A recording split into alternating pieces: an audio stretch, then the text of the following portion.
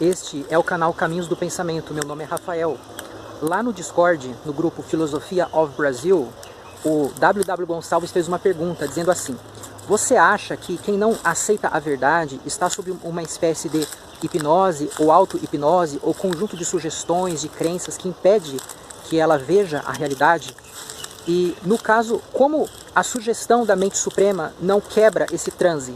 Seria isso uma prova do livre-arbítrio do ser finito diante do ser com S maiúsculo? Pergunta muito valiosa, né?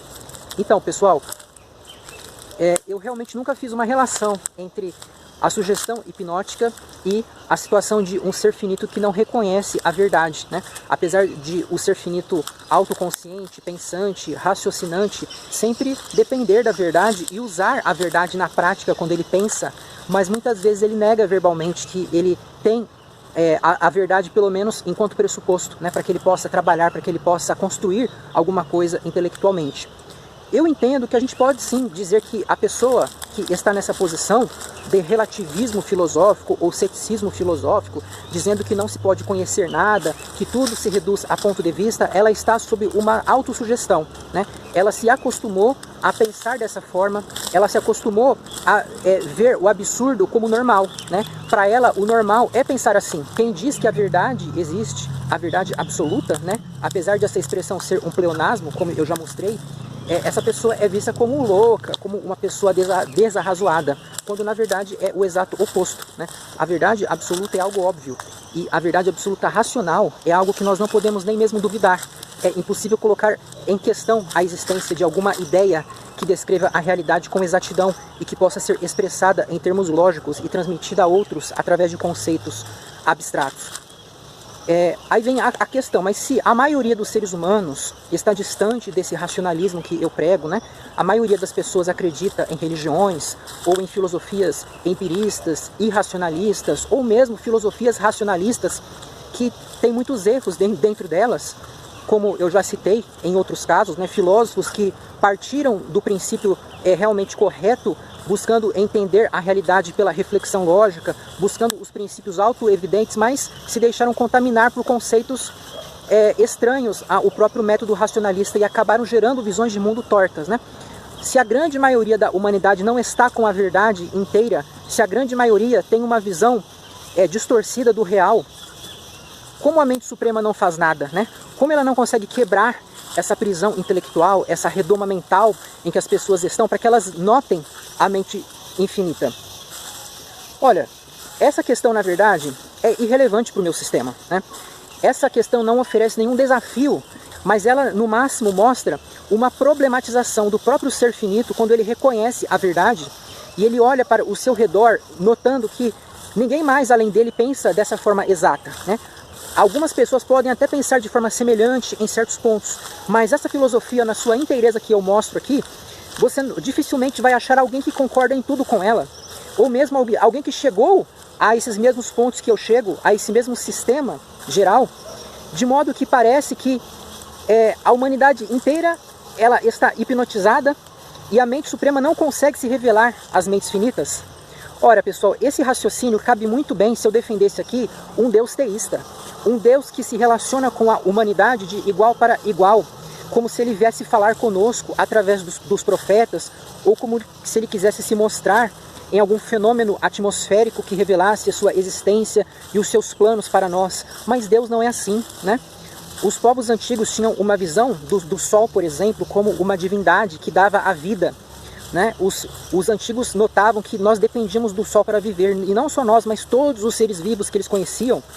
O ciclo das chuvas, né? O ciclo do crescimento das plantas, o ciclo da vida de forma geral dependia do Sol. Então para eles era muito óbvio que o Sol merecia adoração e merecia até mesmo sacrifícios humanos. Pense no desespero deles quando acontecia um eclipse solar, né? Eles matavam ali pessoas e ofereciam o coração para o Deus Sol. E aquilo para eles era muito óbvio, né?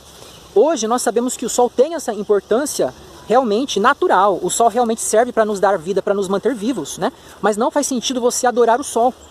E Deus, guardadas as devidas proporções, pode ser visto assim também. Ele é um ser existente, ele é um ser real, né? Primeiro porque Deus é conceituável. Como eu disse, tudo aquilo que pode ser conceituado existe e está na realidade. Agora, existem coisas que existem potencialmente, existem coisas que existem efetivamente, né? Deus não é um ser apenas potencial que eu posso criar na minha mente, mas ele é um ser efetivo, porque, como eu já mostrei em outros vídeos, tudo o que existe está dentro das 3 leis da lógica aristotélica, o princípio da identidade, da não contradição e do terceiro excluído. E esses 3 princípios são o padrão. Fora desse padrão, nada é, né? Fora dos princípios das 3 leis da lógica, nada pode ser conhecido. E o padrão não existe em si mesmo, ele não se soma aos objetos nem está ao lado deles, mas ele só existe em uma mente que o perceba nas coisas que ele mesmo padroniza. O padrão é algo abstrato. De modo que, como a lógica é um padrão e tudo está dentro dela, segue-se que nada está fora de alguma mente. E como não é possível que todas as mentes finitas estejam percebendo todas as coisas o tempo inteiro, mas muito pelo contrário, elas mesmas devem ter uma origem, segue-se que há uma mente maior que não foi criada e que contém todas as coisas. E essa mente é que contém o próprio padrão da lógica, que é a forma do real. É ela que confere a realidade efetiva para as coisas. Ela tem dentro de si todas as potencialidades e ela gera as coisas na atualidade sobre as mentes finitas. Eu fui longe demais, né? Agora vamos voltar no assunto que eu estava falando sobre a questão da hipnose em que a maioria da humanidade se encontra imersa, pessoal. Então, a mente suprema simplesmente não faz com que os seres finitos a percebam como ela é, né? Os seres finitos têm uma noção da mente suprema e eles criam sistemas supersticiosos, sistemas de culto, sistemas, como eu falei, até mesmo de sacrifícios, né? Se não de sacrifícios humanos, pelo menos sacrifícios de animais ou de sacrifício do próprio tempo, do próprio dinheiro, para servir a essa mente suprema da forma como os seres humanos imaginam. Então eles dão uma forma para a mente suprema, eles criam uma história em volta da mente suprema e eles se embrenham por isso. E simplesmente nós não podemos nem mesmo questionar por que a mente suprema faz isso, porque tudo é gerenciado por ela. É ela mesma que está causando essas coisas, né? Por que ela faz com que a humanidade se comporte assim? Essa é uma pergunta que não tem cabimento nenhum. Ela faz aquilo que deve fazer, porque ela é perfeita. Ela não olha para as contingências para pensar naquilo que ela vai fazer para tomar alguma decisão, porque ela é infinita, tudo já está dentro dela. E ela faz aquilo que ela tem que fazer, ela faz aquilo que ela é. Enfim, pessoal, eu entendo ter sido bem claro aqui. E qualquer outra dúvida podem deixar aí nos comentários. Até a próxima.